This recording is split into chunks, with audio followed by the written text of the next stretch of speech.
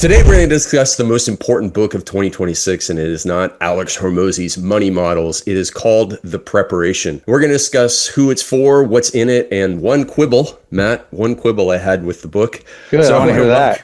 Yeah, I want to welcome Matt Smith, one of my best friends, and also the co-author of The Preparation to the show. Matt, welcome. Well, thank you very much, Craig. This is a good excuse to see you. So that's all I really care about. Thanks for having me. So we'll get to who Matt is in a second. But Matt, the other day you were on a live stream with Tom Dyson, a mutual friend. And in his summary, he said one thing I agreed with and one that I didn't. So the first thing that I agree with is that he said there's nothing like this book. And there isn't. The Preparation is absolutely unique book with unique insights, really cool stuff. The thing that I disagreed with that he said is that he said this won't be of any interest to you unless you're interested in education or you know a teenage boy who might be considering a radical but alternative to college. And you and I were discussing, before we got officially started, about how this is, a version of it can be applicable to young women. I think it's applicable to me, and I'm 50.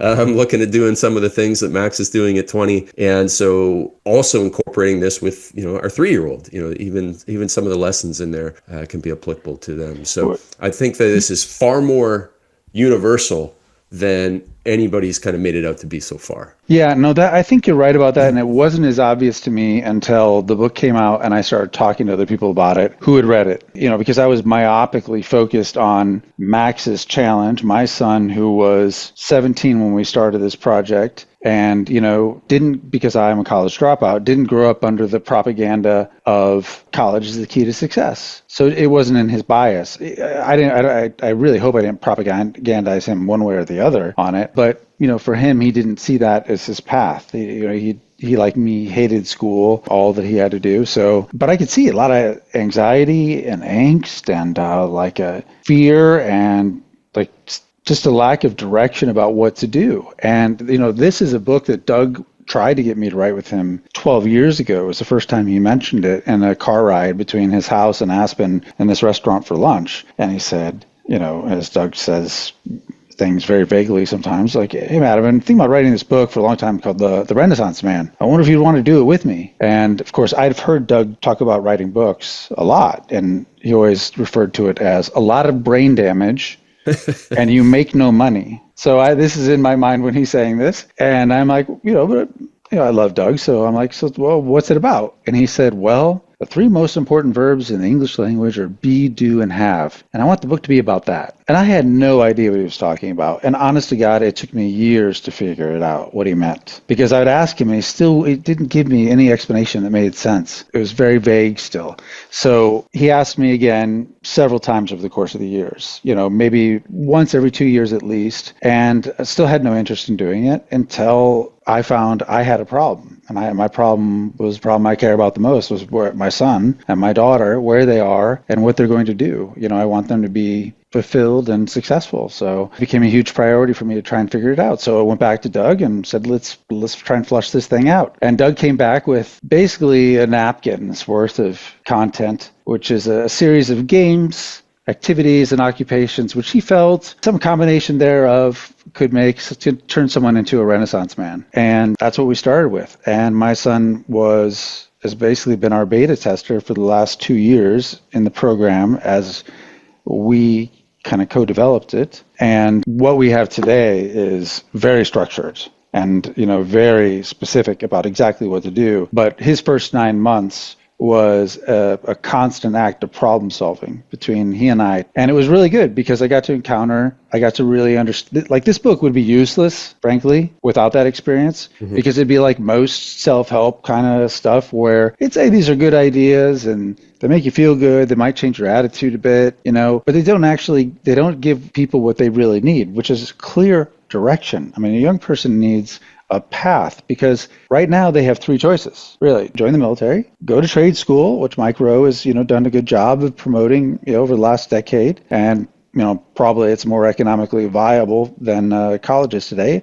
Or if you come from a middle class family and you are reasonably intelligent, it's college. Those are your three choices. Those are the only three options presented to people. And in general, whenever you're presented with only a limited set of choices in life, something's gone wrong. Because in fact, the possibilities are endless. I mean, they're literally unlimited. So what we do in the book is give a fourth option, which gives you something better than what you'd get at university. It's a choose your own adventure. So the definition of what this book is about in the that I liked was one of your lines in the book that says, if this book is about one thing, it's about how a young man can best allocate the resources he has to become a man of substance and success. What do you mean by that definition? And is there any other way you would describe the preparation to people today? Yeah, so let's start with Doug's original be, do, have concept, the riddle, it seemed to me. Today, everyone is associated with have. We think about having things. We think about having a beautiful wife, a nice family, a good home, more money, a great job, a new computer, whatever. Like everything is oriented toward have. Our whole society is oriented around having. And that's a big problem. And it's a big problem fundamentally because having is a byproduct. Like having is a byproduct of doing. It's not something, and all sorts of amazing byproducts come from doing, but having shit, and I have got lots of it, is only comes from doing. So there's nothing wrong with having things. There's nothing wrong with wanting to have things, but it's kind of an order of operations thing. You have to understand that doing is the thing that makes it happen. And of course, you preach this all the time, to drive on. And so most of the book is about doing. Most of the book is specifically about what to do. But there's something way more important than any of those, and that's being. And that is, a man of substance is a man who knows who he is. It's someone who knows where to draw the line in the sand. It's someone like you who said one day, I'm not going to swear anymore. And you didn't, and you stopped. And that was over a decade ago, I think, something like that. Yeah. So, and this is very, very important. And I don't think many people ever confront this at all. But the truth is we walk people through one exercise where they develop a personal code. And this personal code, it seems trivial, actually, when you see it at first, or when you think about it on its surface, a personal code. What does it really matter?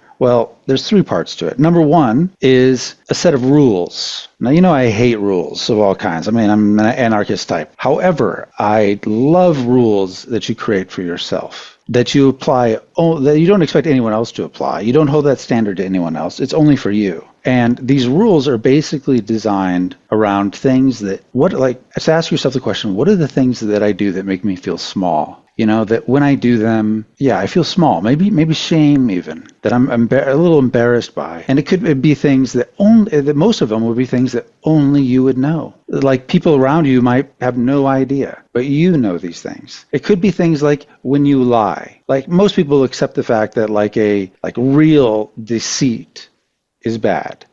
But they still don't say, I'll never do that. But even like the white lie. So let's say you ask me to have dinner with you on Friday and I say, oh, I wish I could, but I'm busy, when I have nothing planned. Instead of simply saying, I'm really just not up to this Friday, maybe another time.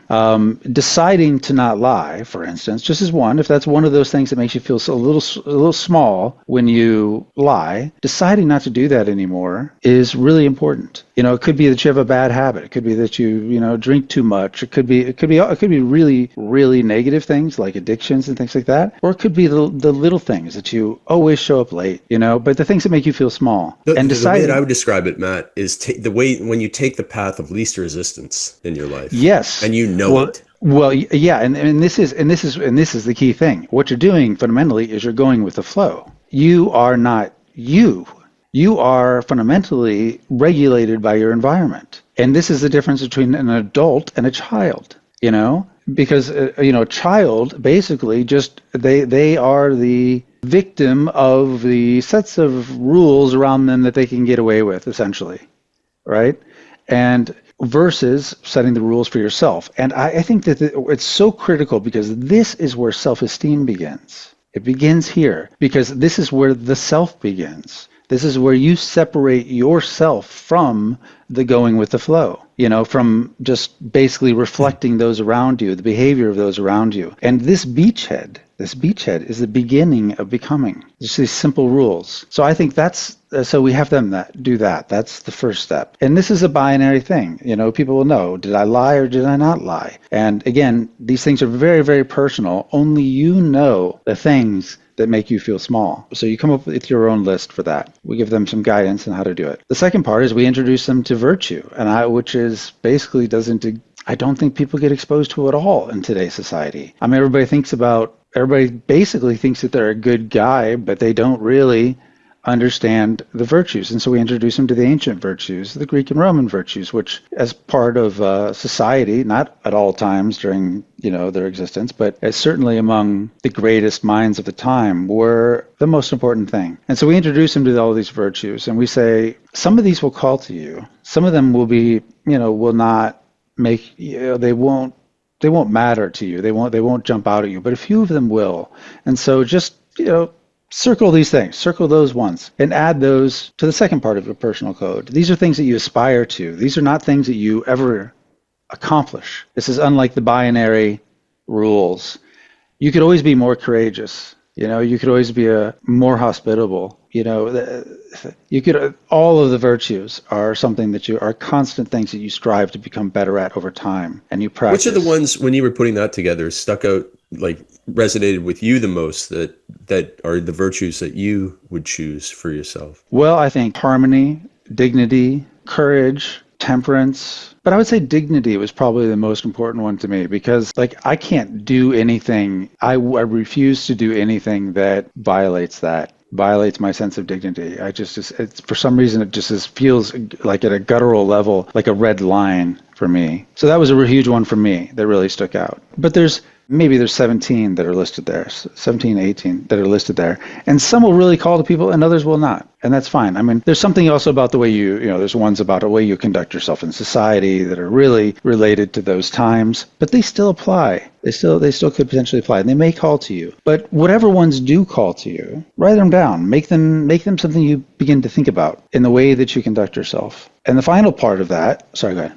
I was just going to say, I really enjoyed this section. I really enjoyed the personal code, the one developed by Maxim, your definition that character equals rules plus virtue and capabilities. And I believe I sent you this list that I created. I kind of plagiarized some of Max's and doctored them up for myself. And Max had split his maxims. Maybe I'm coming up with that word, maxims, your son's rules and for way he engaged. He split them up into public and private. And then I wrote these down and again edited them for my own stuff, and some of them are his and some of them I added to myself. But I am honest, I am empathetic, I will uplift the mood, I will treat others with respect, I give people my full attention, I will always be aware of my surroundings, I will always leave people better than I found them, I will speak clearly and confidently and ask effective questions. Those are the things that were the public ones, and the ones that I'm still working on these, because I wander around when I walk down the street here in Vancouver, and I'm just in my own little la land, and I kind of... You're just like me. Yeah. That way, and then I walk by this old woman. I go, I just had a chance.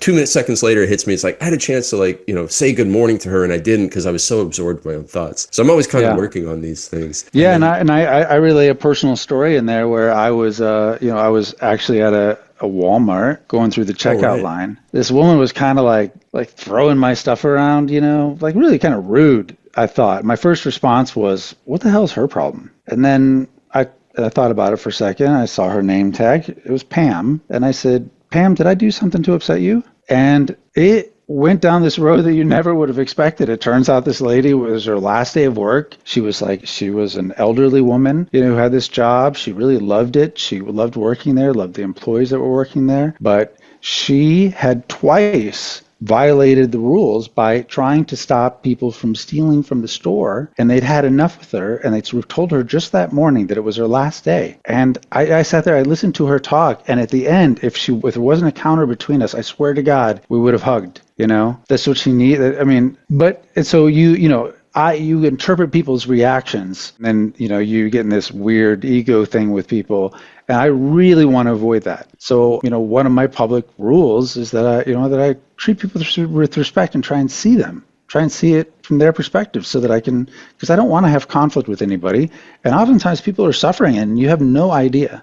You have no idea. And poor Pam, it was a bad day for her. I mean, the least of her concerns was the way she was handling what I was buying that day, and how could it not be? And she was so sweet and a wonderful woman, honestly. So yeah, I think public and private, I think to have these rules are really important. Max's section on overcoming social anxiety, I mean, that alone was worth the entire book. For anybody reading it, man, woman, young, old, doesn't matter, because, the way that often people interact with other people, based on whatever has happened to them over the course of the day. And you can't take, if somebody's rude to you, you can't take it personally. But Maxim, talks about how he started off with a bit of social anxiety, as most people do, going into large groups and stuff. And then he says, at one point, he used this little, he flipped the script in his head that everyone out there is his brother and his sister walking down the street. And I actually use that. I try and, when I'm paying attention, that little trick, because otherwise I would just, how fast I walk. I walk very fast. You're very fast.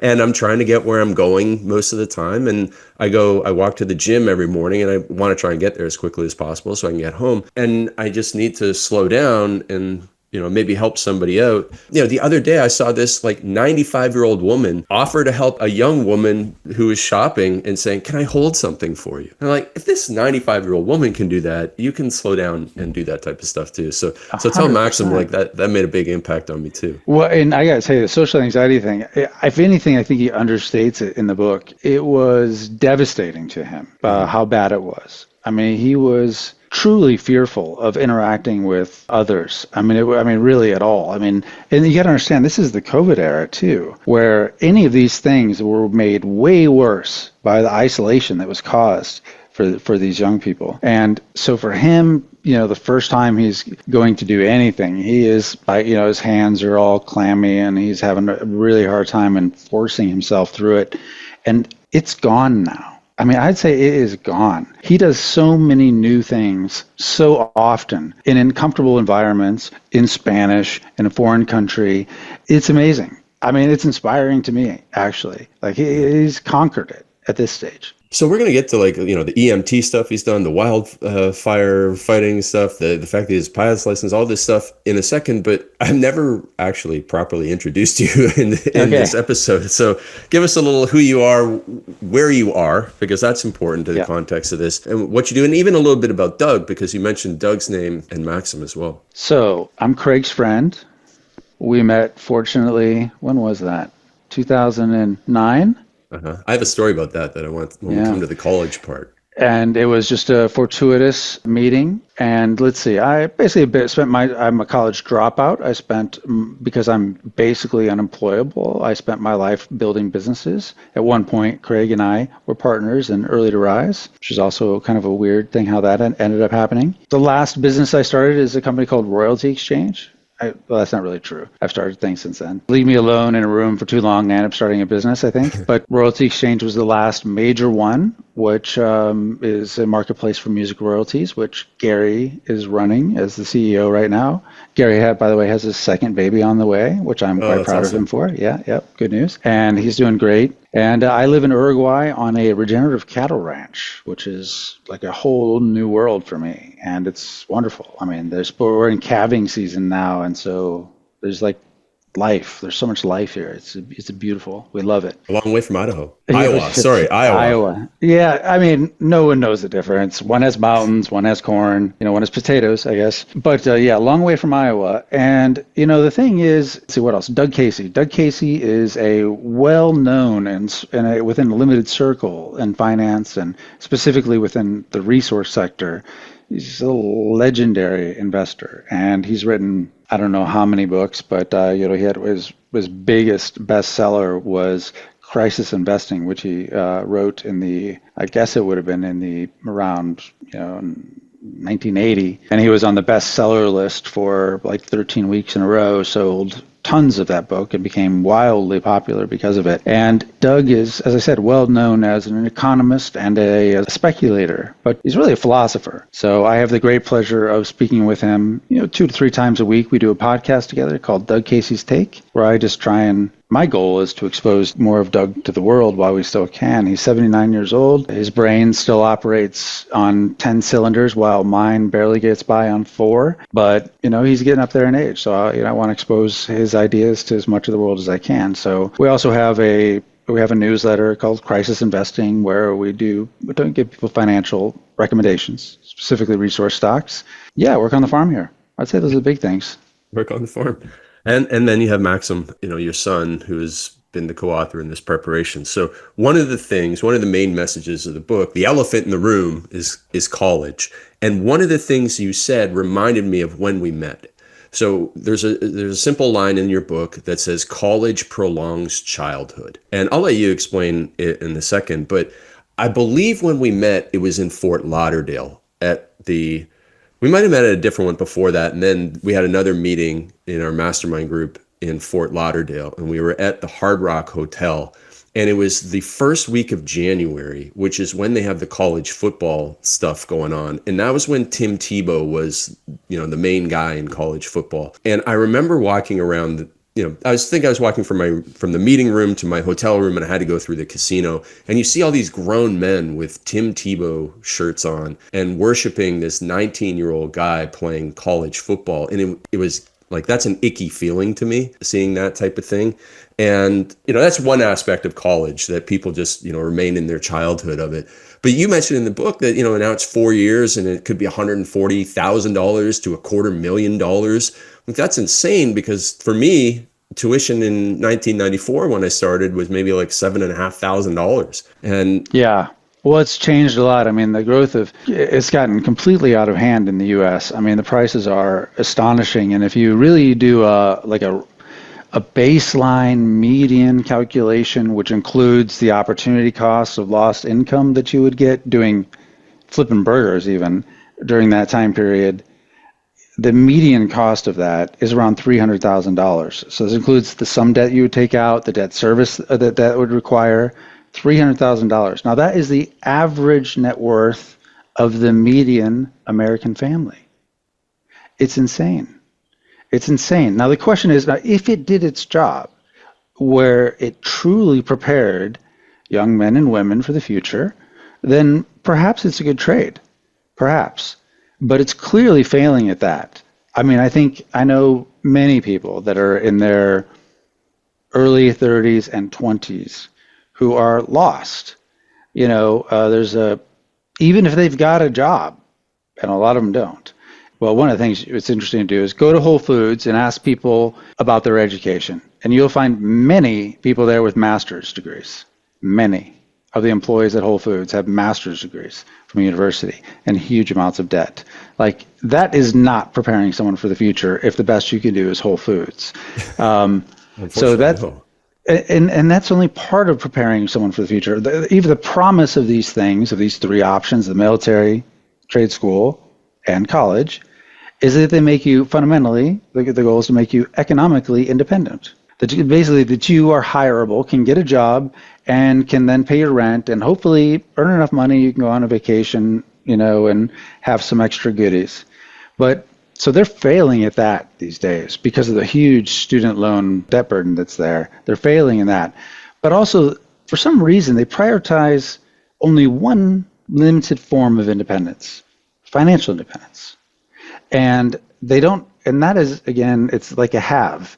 It's a byproduct of independence in general. And you do not get that in college at all. In fact, you go from a place, you think about even the transition between high school and college. Like, I dropped out after 3 semesters, so it's not like I have the whole college experience, but I had enough taste of it to understand what it was. At least in high school, I actually had to go to class every day, all day long. In college, 80% of the time is hanging out. I mean, 80%. And full time, at least in the U.S., is 12 credit hours a week. So that's 12 hours allegedly you're spending in class, and supposedly there's a double that, roughly, that you would be spent studying. But that's not what I saw. It's not what I did. I figured out if I either read the textbook or showed up for class, that I could get a B in anything. I didn't have to do both, But if I did at least one, I'd get a B. So that's the way it worked. And then you have your meal cards, and you basically are living in a summer camp with a lot more free time than you have at summer camp. And there's nothing about it that teaches you independence whatsoever. You don't know how to do the basics. You don't know how to do, people don't know how to do their laundry. They don't know how to plan their week. They know how to use Uber Eats, but they do not know how to communicate with others. They don't learn anything about real independence, choosing their own path at all. And so I think it fails them in that way, in a major way. And it fails them because it's structured fundamentally around this economic viability as the only as its goal. And to me, that's a byproduct. The most important thing, and the question that nobody ever asks a young person, everyone asks young people, so you might ask your children this today, like, what do you want to do when you grow up? And they say Isabella's in her firefighter stage right now, so she's wearing a firefighter costume every day, doing everything. Yeah, and it's fun when they're little because you're just engaging their imagination. Yeah. But of course, they know nothing about the world, so like the choices they can imagine are usually, fireman, astronaut, Librarian was one the other day. Oh, that's cool. I like that. That's a good take.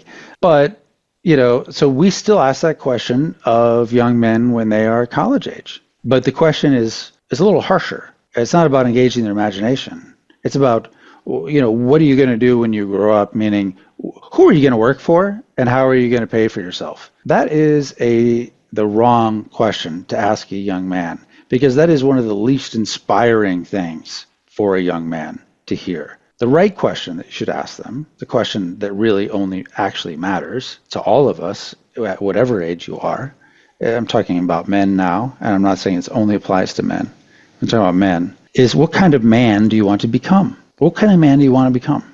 That is a worthwhile pursuit.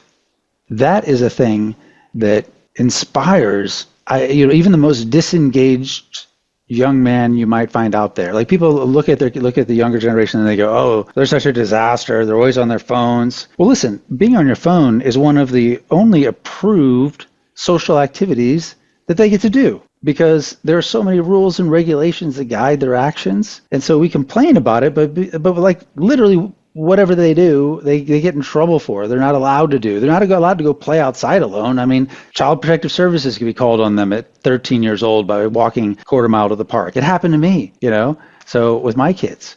So it's crazy. They can't, there's rules. They can't, anyway, so what kind of man they want to become is the fundamental question that they answer in this book early on by painting a picture in their mind. And that I found for Maxim to be the difficulties that he's faced in going through these different things, like overcoming his social anxiety, sometimes finding himself in really weird places going, what am I even doing? That why, that pursuit of becoming the man he wanted to become brought him back to center and made it all worthwhile, and it was, his difficult times were only when he lost touch with that. And so the preparation, now let's get into the meat of it, the cycles, like the doing that he is doing to help with the becoming. So in the preparation, it's not about going to college. It's not about going to a trade school. There might be some trade school aspects to it, especially like the heavy equipment cycle. Yeah, or the welding cycle. Yeah. Right. Yeah.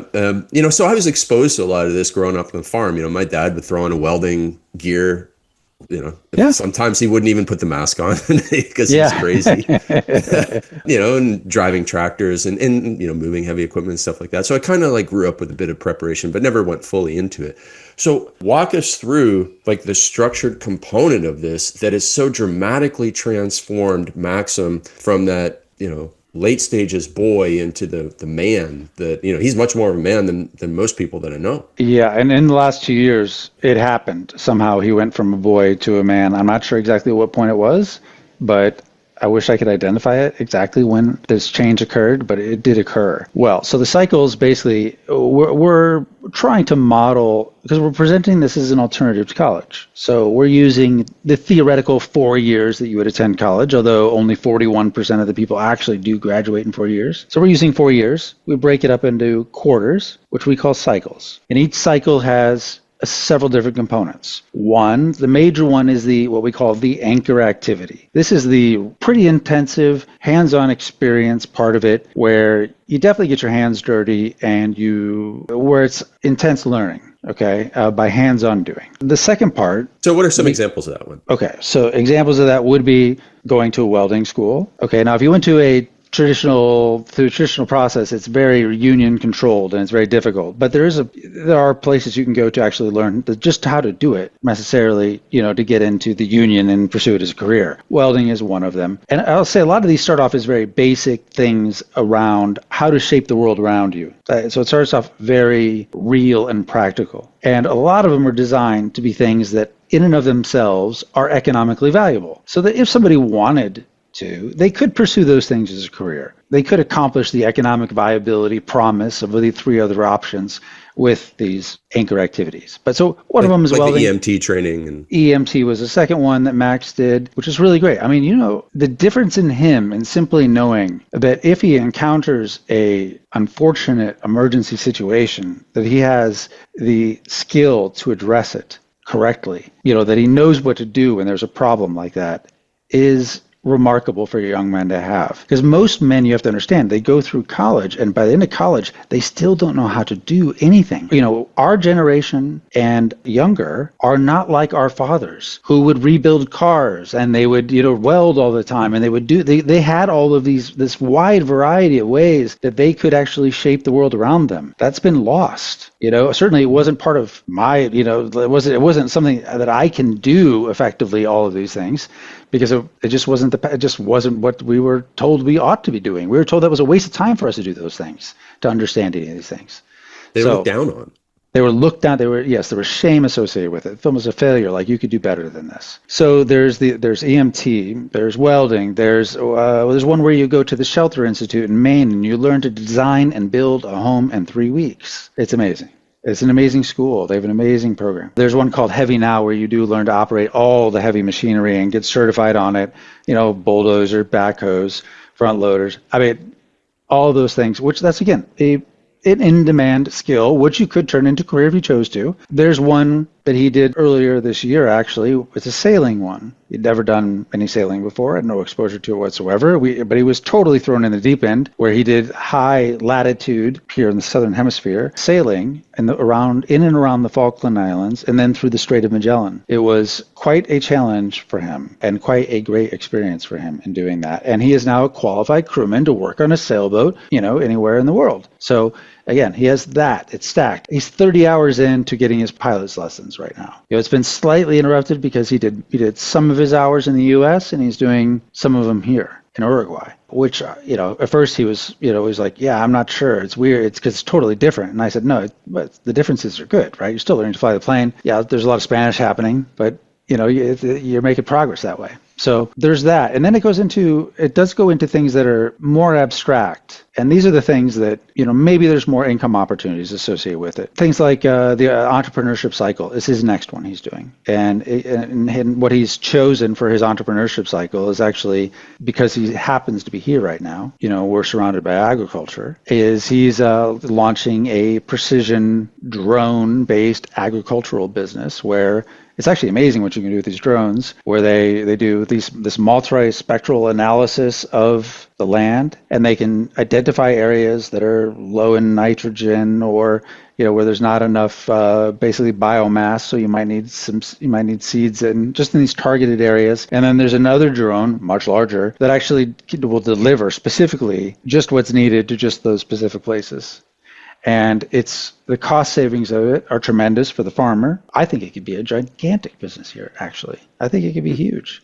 So he'll be spending 3 months on that. And whether in 3 months, you'll get a clue. Is there something here or not? You'll know. As an entrepreneur, if you can't, you'll within 3 months if there's potential. If there's something there. And so he'll have to go through all the process of, certainly he's already identified the business. He's identified who the customers are, but he's going to have to develop a strategy to get to them, to sell to them in Spanish, and then of course deliver the product effectively to them. So it'll be a great experience for him. But it's way more abstract than something like the EMT class, So you guys do kind of cover my quibble with the book in that section where you talk about it could be door-to-door selling or something like that. And this is a bias of mine, because I wish if I could go back in time, I would force myself to learn face-to-face, nose-to-nose, toes-to-toes selling, because I think that conquers so many of people's fears and problems if you are able to do that successfully.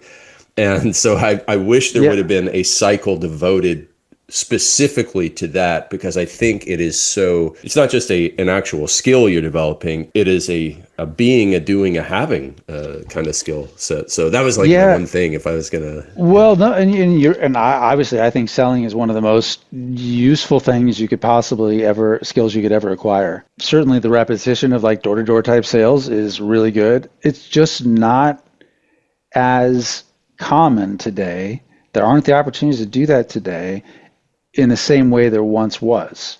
It was if we go back 15 years ago, it was widely done. It's done today still, but on a limited basis. You're pretty much doing solar in America. Yeah, that's the one now that's driving it, and sometimes people will go to these shitty neighborhoods and they'll try and sell cell phone plans to people, but other than that, it really doesn't happen anymore.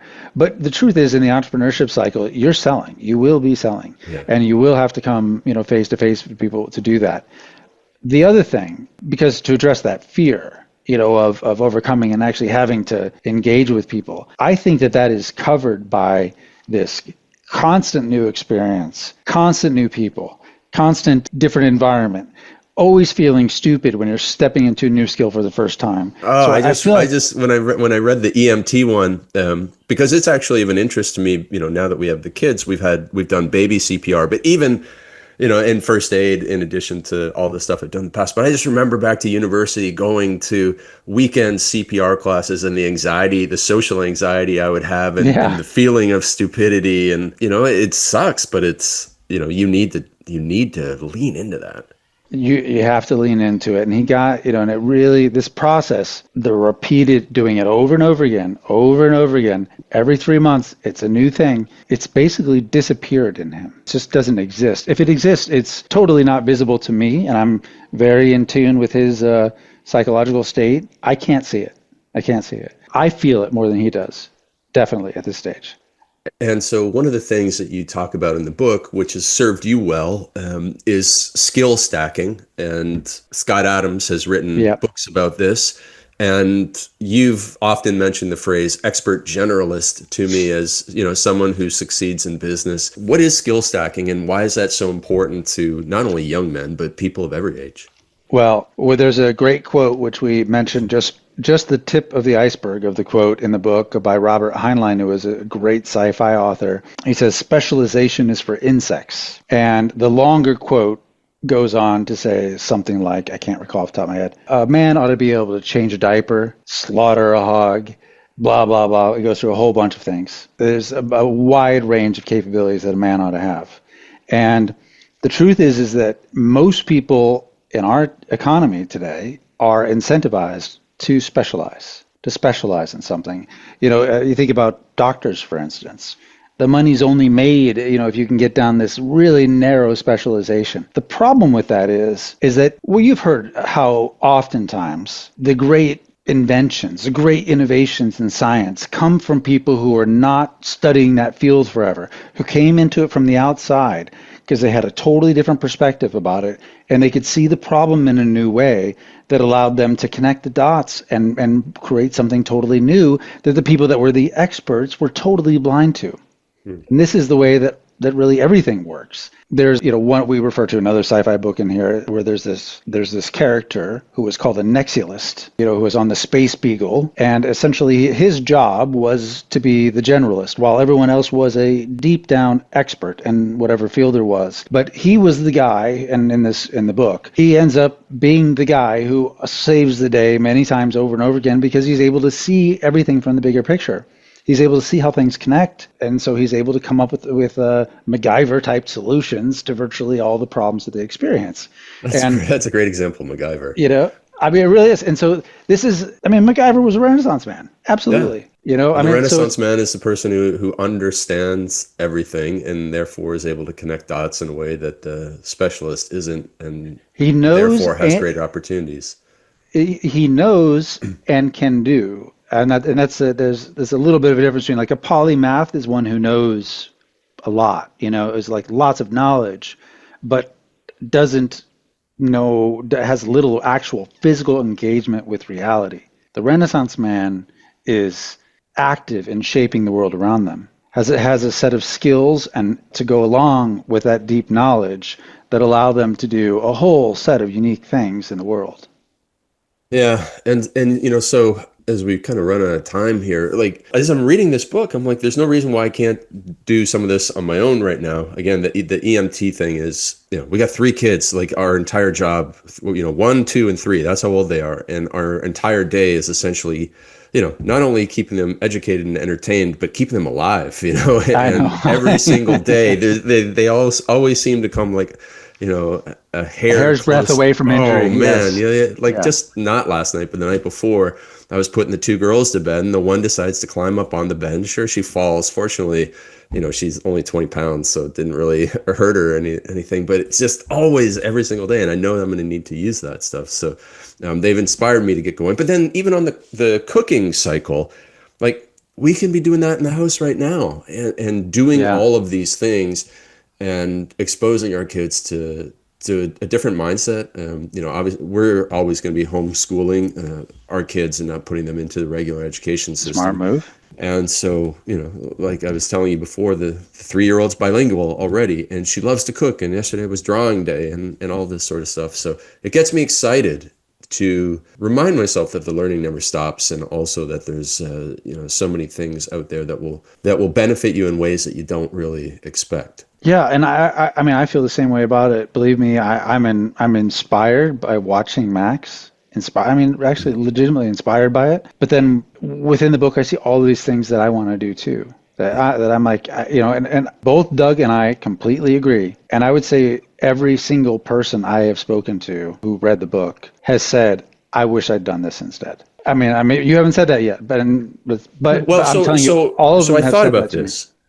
I thought about this, and I know that 90% of what I've learned, for everybody listening, I went to school, I got a kinesiology degree, which, is exercise science. And then I got a master's degree in exercise physiology. And my big break was not in working for somebody else, but for writing for Men's Health. And so and then I built the online business selling fitness programs. And I look at that, there's 3 things that stand out to me about my university education. Is 1, I discovered what I really wanted to do when I was screwing around in the computer lab, reading workout websites and going, well, I could do that too. So all the workout information, some of the best trainers I've ever met do not have a college degree. So what I learned, it was not necessary nor sufficient for me to go to college to learn what I needed to learn. The second thing is the gatekeeping aspect of it. So I think I was only able to write for Men's Health magazine because I had a certain certification that required a university degree. And I wonder if I would have had that breakthrough. Now, it's not to say that there wouldn't have been another breakthrough. Right. So you can't put all of that on it. And then the third thing that I learned from college was I just used a phrase from the class. I took a class called critical thinking because I needed to take an elective. And the one thing that I still use and I filter all my decisions through it, which is it necessary or sufficient for success? So critical thinking taught me that something, I forget what the actual principle was, but the question was, is it necessary or sufficient? And so my last book, The Dark Side of Discipline, is really about filtering all the things you do. Are they necessary or sufficient for success? Is a cold plunge necessary for success? No, because there's billionaires that have never done a cold plunge. Are they sufficient for success? That if you do a cold plunge, success is guaranteed. No, I know a lot of broke people that cold plunge. So therefore, if I run X through the filter of is it necessary or sufficient, then I can make a decision. But again, that type of knowledge could have been, somebody listening to a podcast here now has that knowledge, and they didn't have to go to university for it. So there's a book in here specifically that's required reading that actually talks about critical thinking. So I didn't go through the entire part of cycles. I know we don't have much time, but the educational piece, the academic portion of it, there is no skimping on that in here. It was super important to Doug that it not be. The book list is unbelievable. Well, the book list, and of course it's not all required reading. Some of it is, but there's a lot of like elective type stuff. But the classes, you do get exposure to the sciences in history, both of the BA stuff and the BS stuff, you'd say, in this. So you do get at least as much as you would in university, and you can get it virtually free online from professors who are trying in this recorded performance to really deliver, which, most of the time in university, they're kind of like phoning it in. It's rare to get a professor on fire that day. So there's that, and then there's a whole series of activities that we believe that people should explore, because these engaging in novel activities, well, it makes you, first of all, an interesting person, which is in and of itself worthwhile, but it also opens your door to a whole new world of possibilities. For example, like I love hiking. I really enjoy hiking. So when I think about, I'd like to go on vacation, I use hiking as like a lens by which that's my filter too. Yes, by which where I can go do that. For some people it's golf or skiing or tennis or polo. I was almost taking up polo from Doug's chapter about the book and about polo. I don't know. Sure, it's expensive though to have a stable of ponies on hand. Although I got to tell you, I'm not sure many can do it. But like Max got a scuba license and all of these. So there's all of these extra things that are in there that we encourage, and these things we call fun. I don't like to swear in your podcast. Fun stuff, okay? And then it's really important to do fun stuff.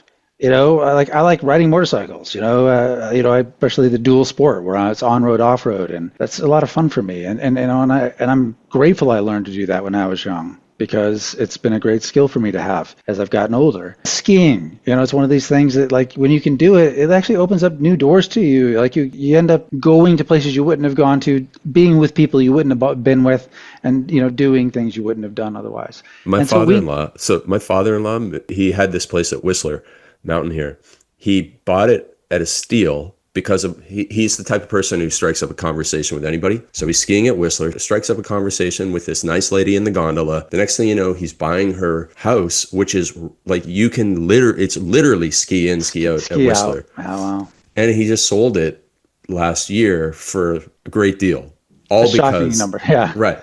All because he was a confident guy who could talk to somebody, and he had this habit of loves to ski. So it certainly opens. So because we think you should be able to do all these things, like I kind of have this belief. I've always had this belief, it's James Bondish, I feel like I should be able to get in any vehicle and operate it. Right. I don't know how to fly a helicopter, but it's like something James Bond would be able to do. Mm-hmm. You'd expect. To me that would be cool to do. And for the most part, I can operate pretty much any machine you put me in. I like it. I like the abilities to do that. So there's these activities in there, and then the one last part of every cycle is reflection. And this has been really critical for Max because it's provided him with two key things. Number one, it's built-in accountability. For 2 years now, he's published every single week publicly what he did that week. And I remember many times along the way, he was like, he would tell me that he was like, I don't like writing this thing anymore because I feel this pressure that I've got to deliver every week, And I'm like, yeah, but is that bad, really? Is it bad? And we talked about maybe a different way of doing it that might change it to keep it interesting for him. But it's ultimately become a source where he's become a good writer. His writing skills at 20 are far better than mine were definitely at 30. And it's turned into a side business for him where he has 400 people who follow him, and most of them are parents and grandparents, not people his age. He has this group of people who are like rooting for him. Well, it's going to be 10 times that many people by this time next year. Yeah, but these people are totally rooting for him, and they've opened up opportunities for him. One of them, because of the EMT thing he did, somebody reached out to him and said, hey, I own this company where we do this wildfire thing, and now that you have your certification, you can come work for us one summer if you'd like. And Max was like, yeah, that sounds like that'd be fun. Didn't even ask him about the pay, And I'm like, how much is he going to pay you for this? Or is he going to pay you for this?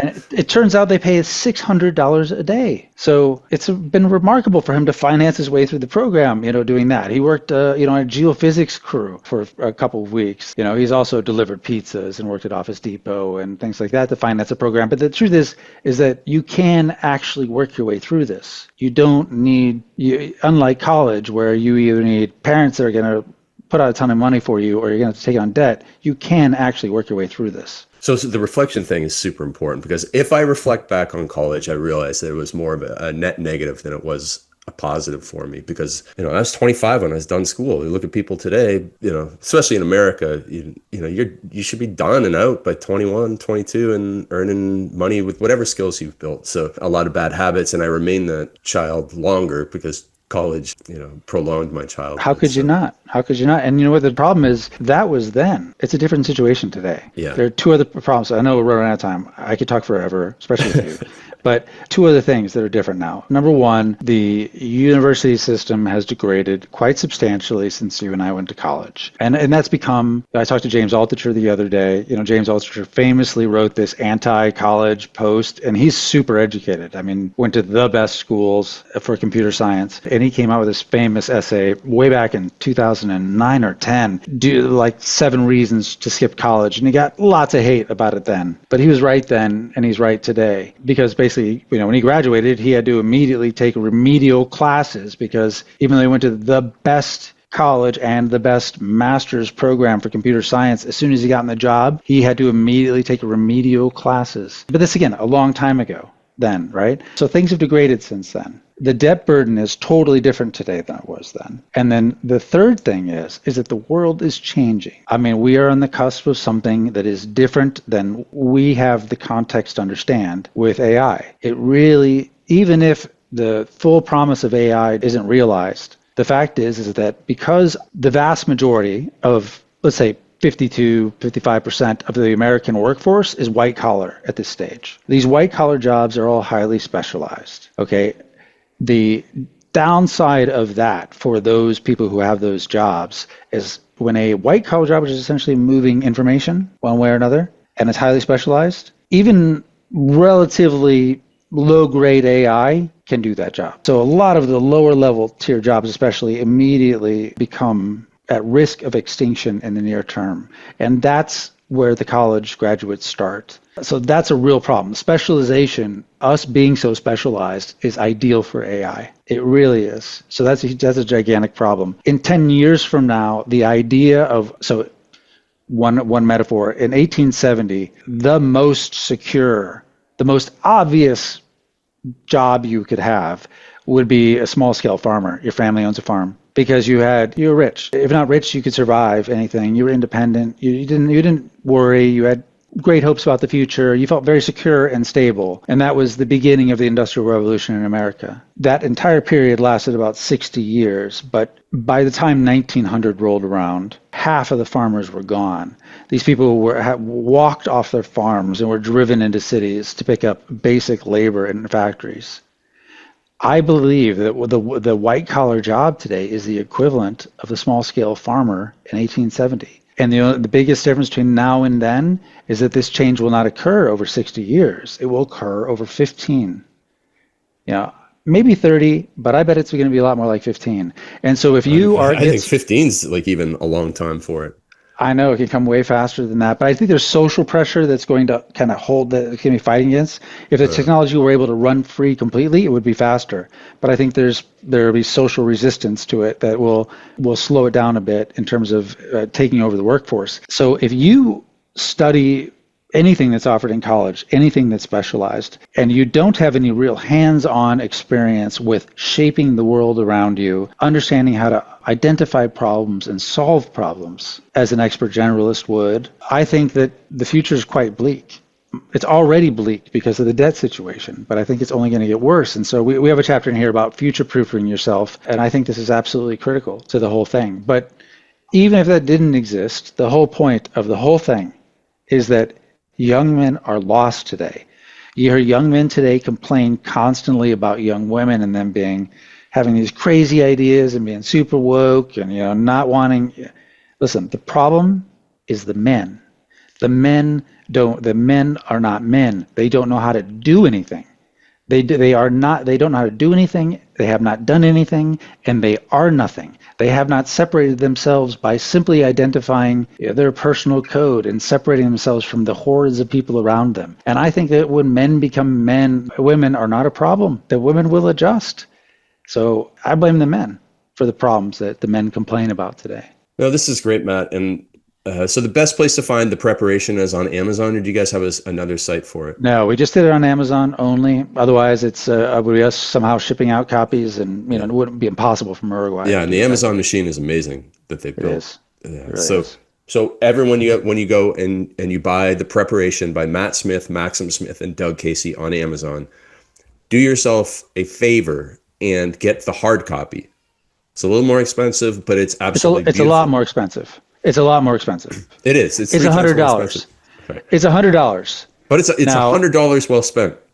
But it's $100 of which basically Amazon gets all of it, virtually all of it. But the point is that I did my very best to make this as beautiful as it could be within the limitations of Amazon, with the idea in mind that it's lure. Okay? If you want a young man to read this book, I think when you put this version of the book in his hands, he is going to immediately recognize he's not held a book quite like this before. And then if he begins to flip through it, there are things in it that are very different than other books. There are, for example, QR codes in it that drive interaction with the book that don't exist elsewhere. And so I think it's lure. I mean, when you send people a book, often it's like sending them an obligation. Oh, you want 9 hours of my time. Especially, imagine with a 17-year-old. So I think especially if you're trying to get their attention and help them understand the difference, the hardcover does that. Yeah. So one last thing on who this is for is that it's not just for young men. It is for anyone that has children. And it is not even for anyone who just has children. It's for anybody that wants to make themselves useful. And it's for me, I found it so beneficial because it was for the mindset, if not the actual plan. The actual plan is pretty darn cool, but I'm not going to do all those things. But the mindset of me, a mindset of me continuing to learn is amazing. So I'm now 40 copies deep, buying for myself and my clients, and I'm sure that'll 10x over the next year as I find the right people who will be open to the mindset. So the other thing that I want people to do is to go to thepreparation.com and join the tribe and movement that Max and you, Matt, are building, because it's essential to be plugged into people, because when the traditional folks find out you're reading this book and making these decisions, there will be the resistance against the preparation,